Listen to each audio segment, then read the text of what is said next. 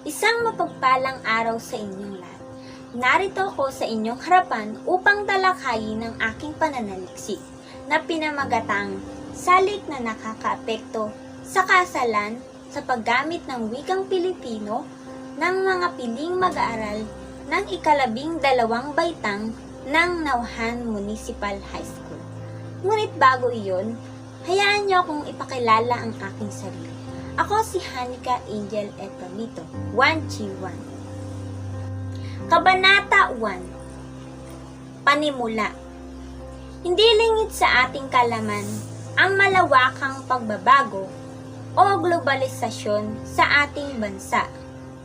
Ang takbo ng panahon natin ngayon ay binago na ng mga modernong teknolohiya na ginamit upang mas mapabilis ang pakikipag-ugnayan natin sa iba. Tulad na lamang ng mga cellphone at internet na kung saan mas pinabilis ang ating pakikipagkomunikasyon sa iba.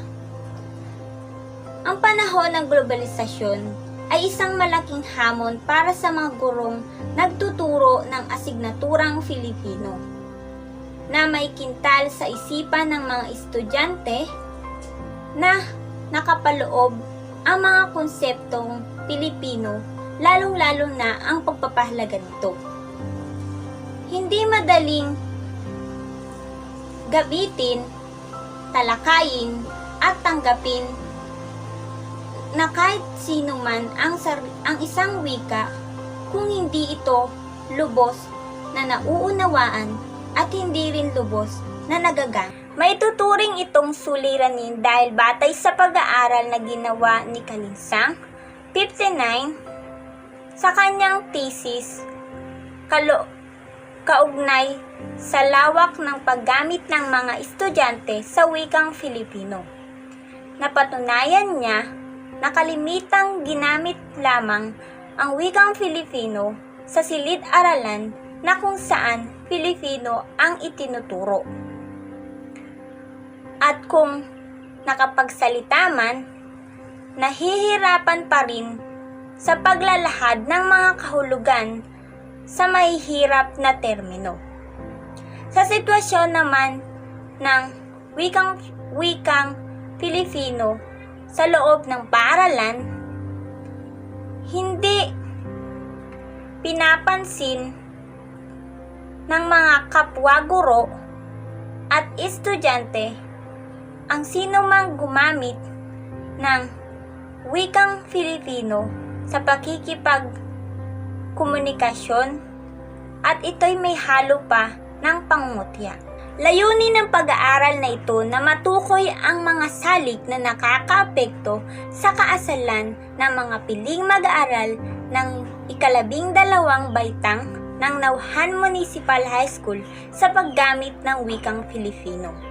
Isnaasahan ng mananaliksik na matukoy ang mga salik na nakakaapekto sa kaasalan ng mga piling mag-aaral ng ika-12 baitang ng Nauhan Municipal High School sa paggamit ng wikang Filipino at upang matulungan silang malaman ang tama o wastong paggamit ng wikang Filipino. Suliranin ng pag-aaral.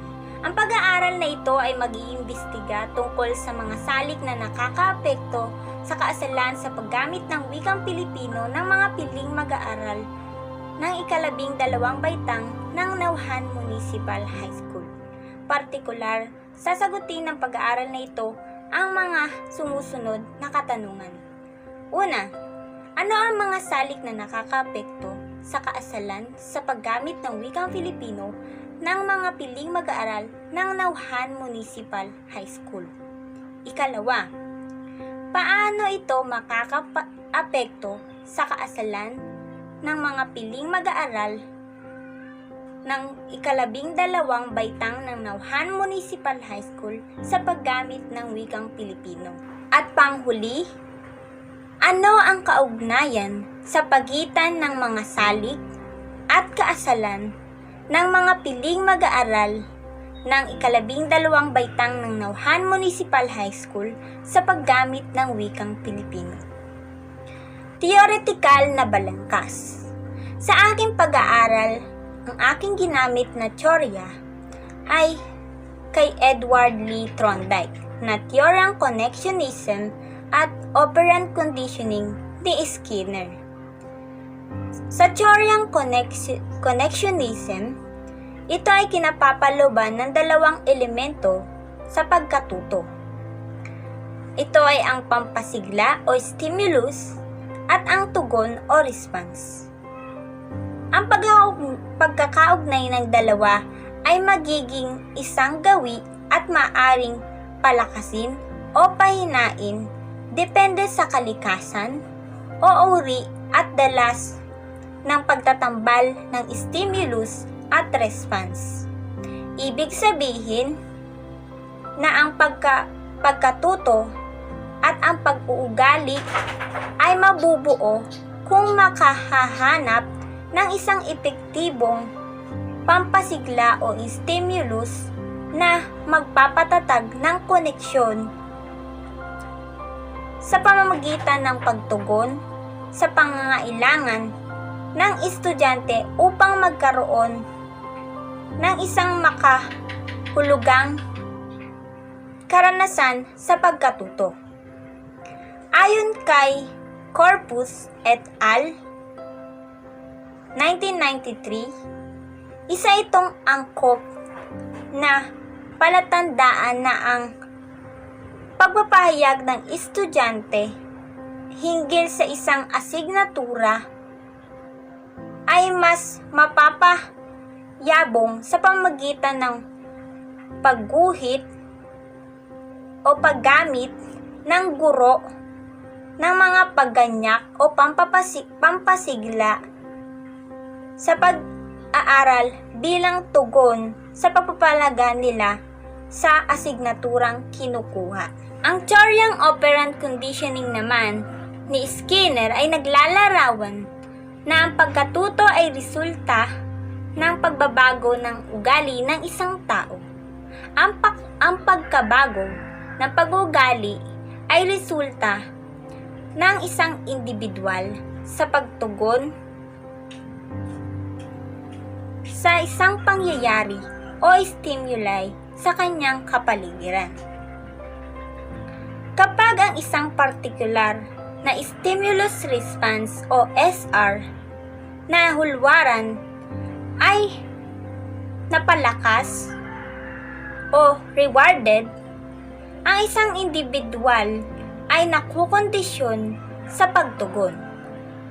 Ang pagkondisyon ito ay napapalalim sa pamamagitan ng tinatawag na reinforcement or pampalakas na tinutukoy bilang isang pampatibay sa ninanais na tugon.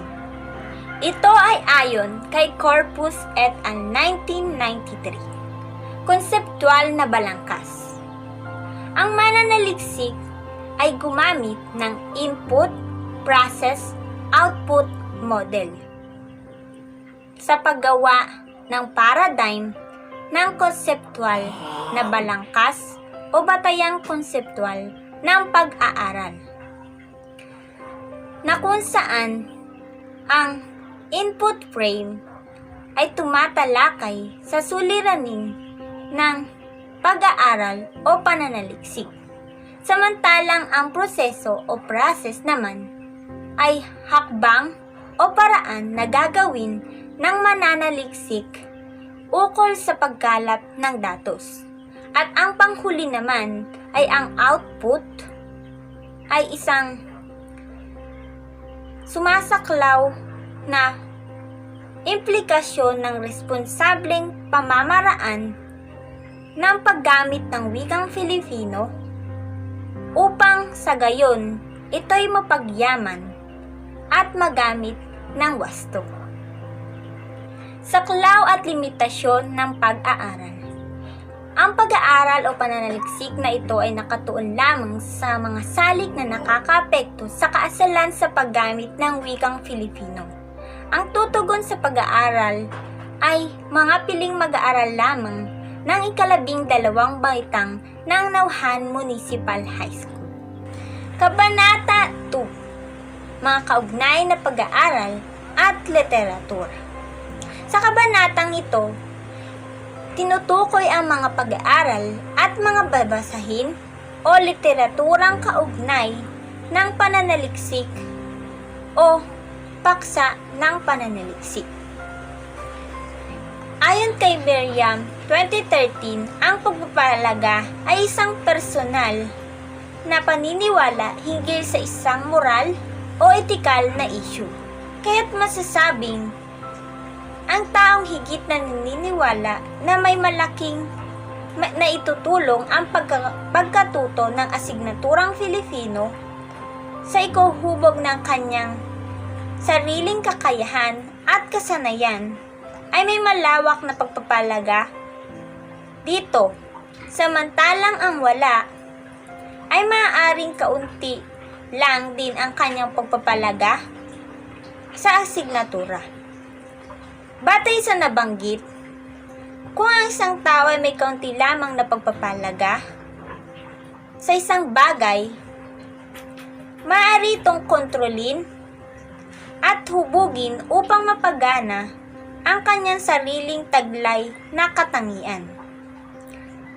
Kaugnay nito, batay sa teoryang behaviorism, isinaad na ang bata ay ipinanganak na may kakayahan sa pagkatuto at ang kanilang kilos at gawi ay maaaring hubugin sa pamamagitan ng pagkontrol ng kanilang kapaligiran.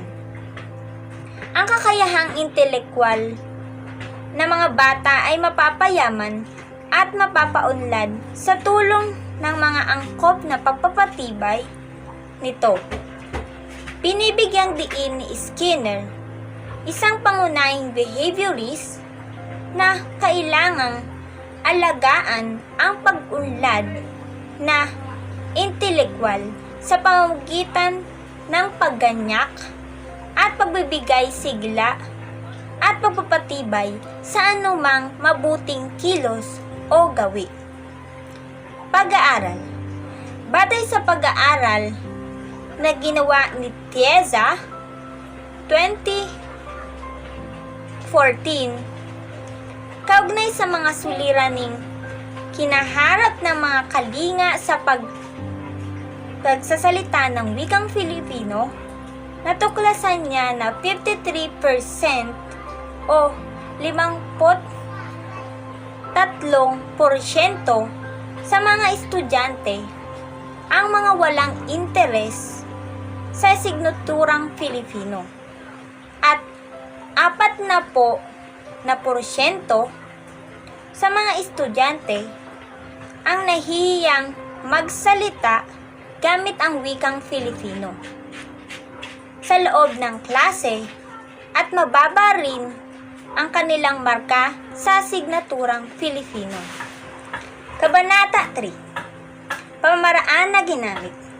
Ang ginamit na pamaraan ng mananaliksik ay descriptive at normative na survey naman ang technical na ginamit sa pangangalat ng mga datos at impormasyon. Disenyo ng pananaliksik.